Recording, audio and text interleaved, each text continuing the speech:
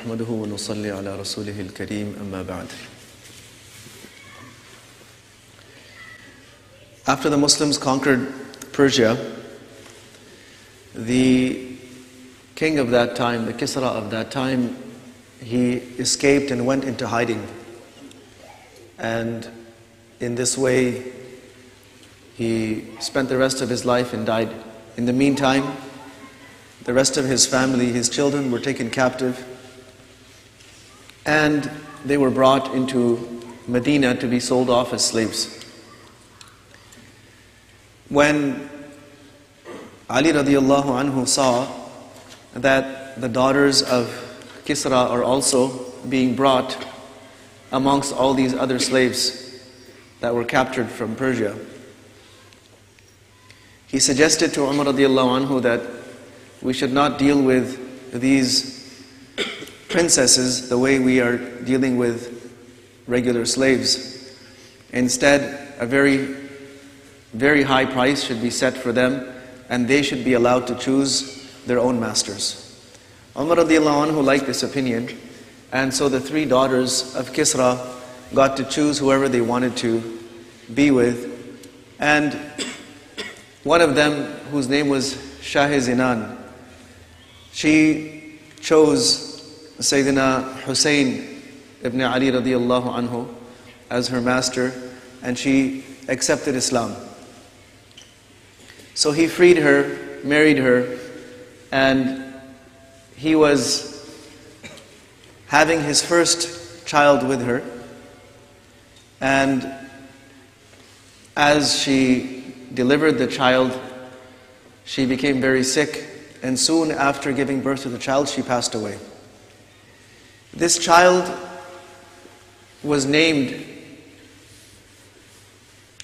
Ali after his grandfather, Sayyidina Ali ibn Abi Talib radiallahu anhu.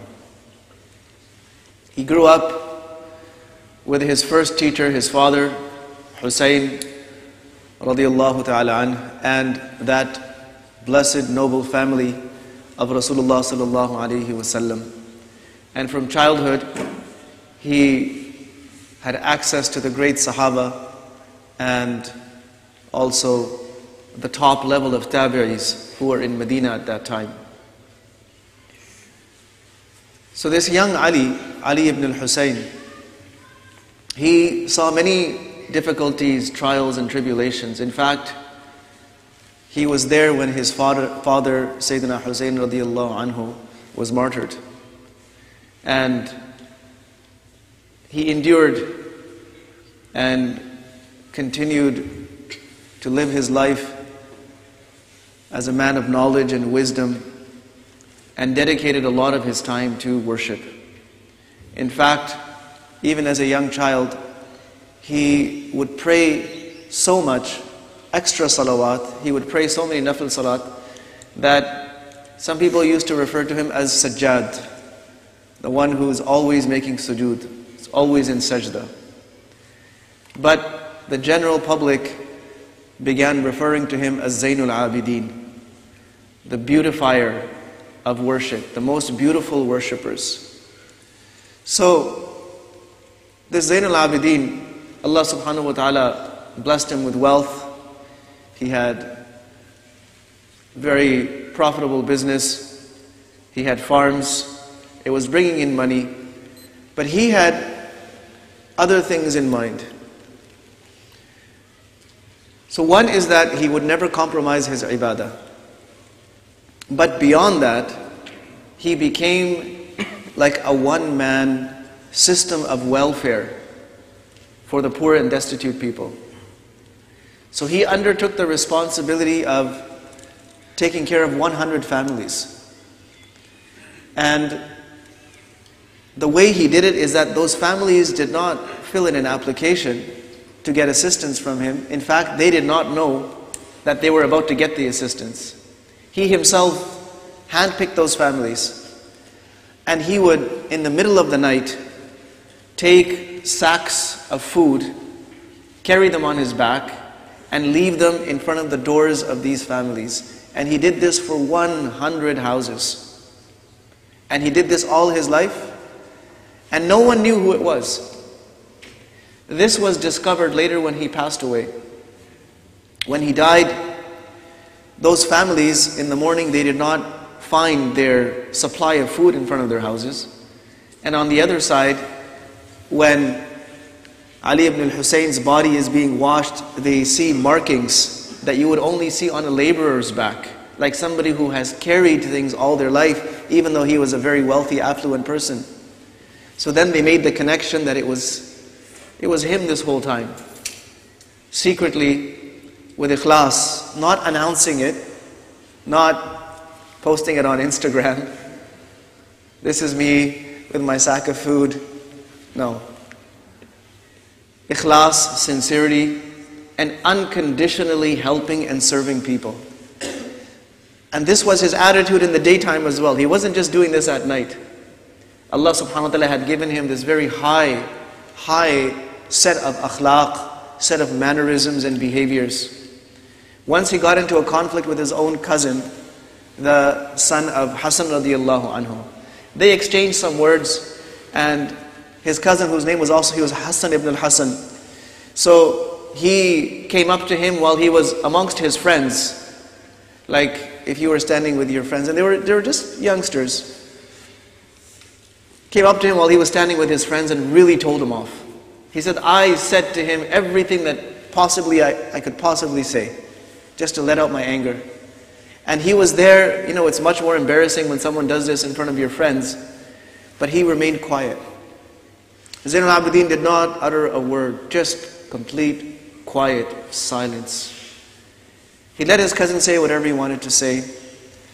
And when he walked away, he didn't go chase after him. He didn't do anything.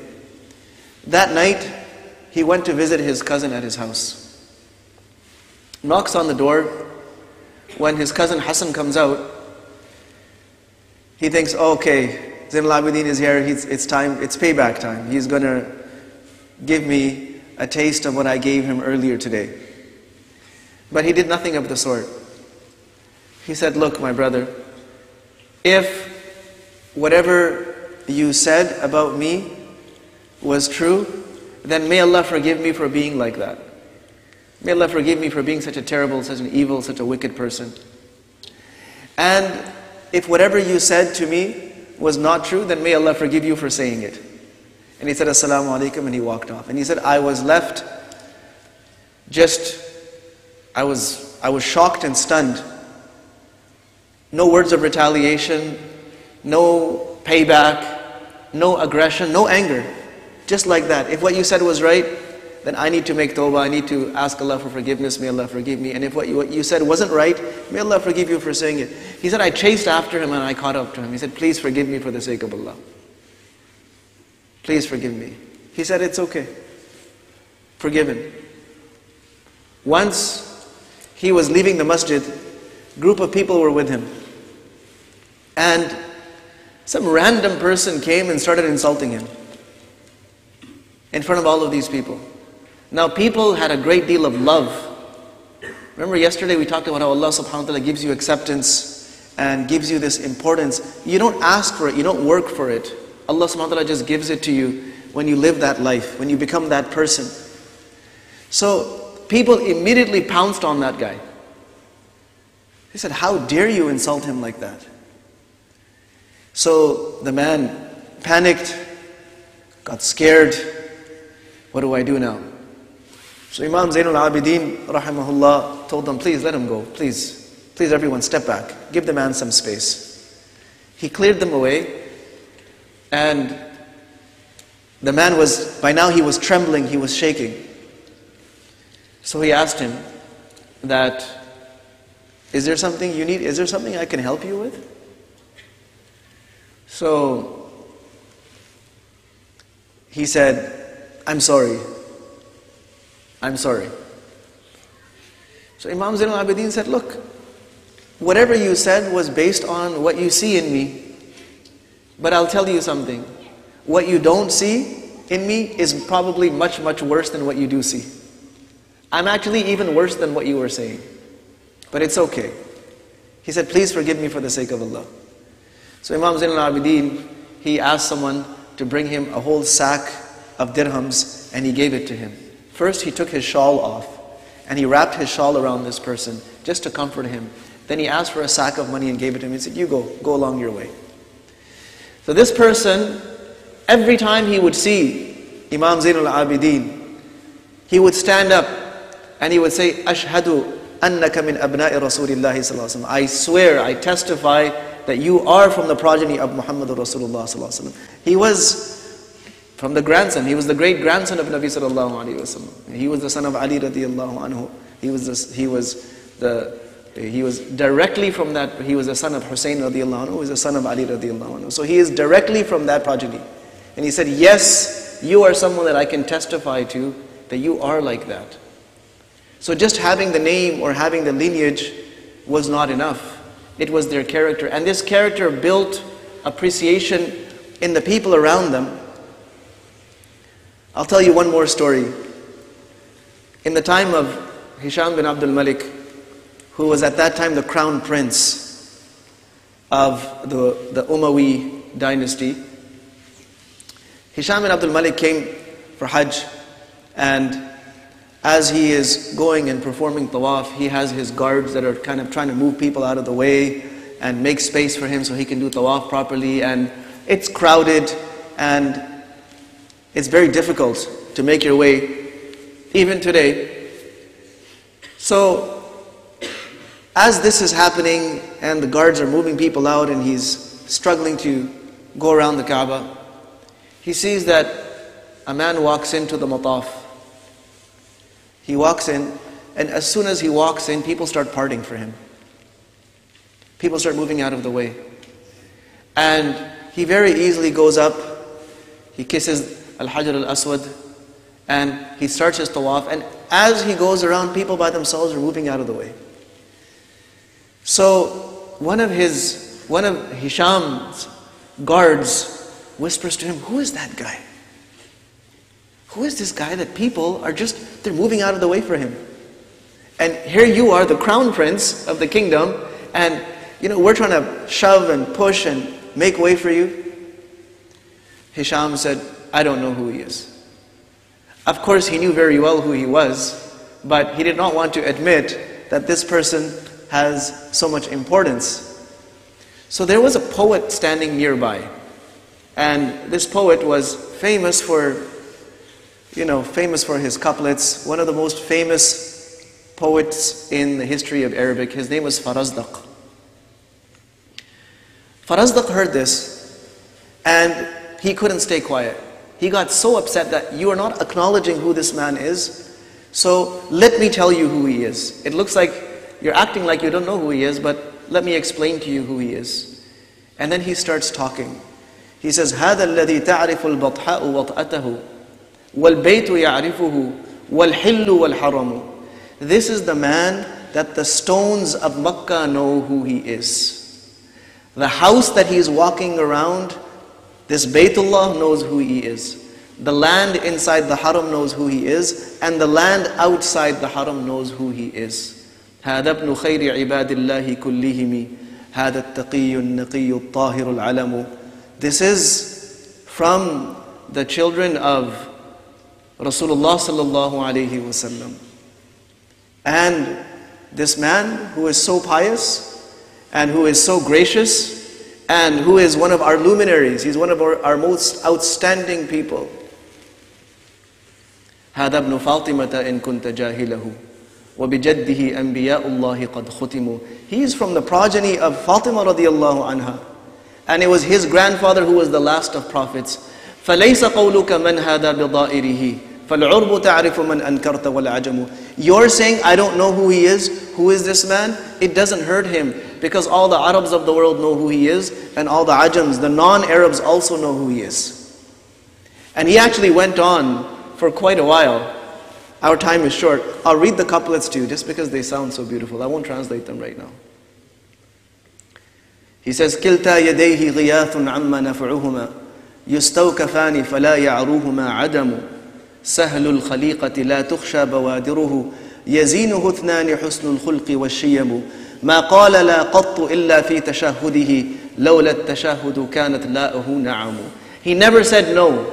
When someone came to him to ask him something, he could never say no. In fact, the only time you would hear him say no is when he said, Ashhadu an la ilaha illallah wa ashhadu anna Muhammadan abduhu rasuluh. Only in his tashahhud you will hear him say no. There is no God but Allah. Otherwise, anyone who came to him for any need, it was only yes, yes, yes, yes. عَمَّ الْبَرِيَّةَ بِالْإِحْسَانِ فَانْقَشَعَتْ عَنْهَا الْغَيَاهِبُ وَالْإِمْلَاقُ وَالْعَدَمُ إِذَا رَأَتْهُ قُرَيْشٌ قَالَ قَائِلُهَا إِلَى مَكَارِمِ هَذَا يَنْتَهِي الْكَرَمُ يُلْضِي حَيَاءً وَيُلْضَى مِنْ مَهَابَتِهِ فَلَا يُكَلَّمُ إِلَّا حِينَ يَبْتَسِمُ بِكَفِّهِ خَيْزُرَانٌ رِيحُهُ عَبِقٌ مِنْ كَفِّ أَرْوَعَ فِي عِرْنِينِهِ شَمَمُ مُشْتَقَّةٌ مِنْ رَسُولِ اللَّهِ نَبْعَتُهُ طَابَتْ مَغَارِسُهُ وَالْخِيمُ وَالشِّيَمُ.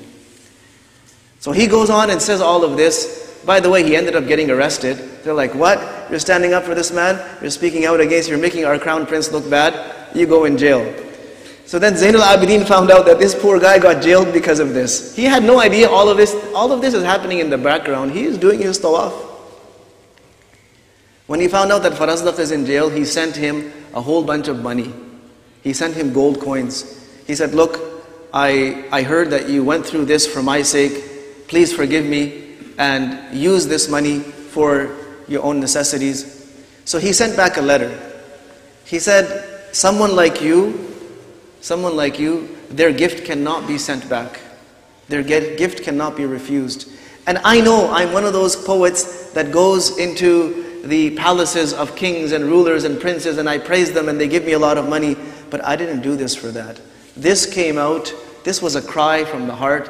My heart was pained when I saw that this person is not ready to give you the respect that Allah subhanahu wa ta'ala has given you. So when we live that kind of life, when we become selfless and help people, when we develop those akhlaq, Allah subhanahu wa ta'ala gives honor. وَلِلَّهِ الْعِزَّةُ وَلِرَسُولِهِ وَلِلْمُؤْمِنِينَ. Respect and honor is reserved for three entities: for Allah, for His Rasul, and for the believers. May Allah subhanahu wa ta'ala also enable us to earn honor in the same way that those people did, through their akhlaq, their mannerisms, through their ikhlas, their sincerity, and through their beautiful character. وصلى الله وسلم وبارك على نبينا محمد وعلى آله وأصحابه أجمعين.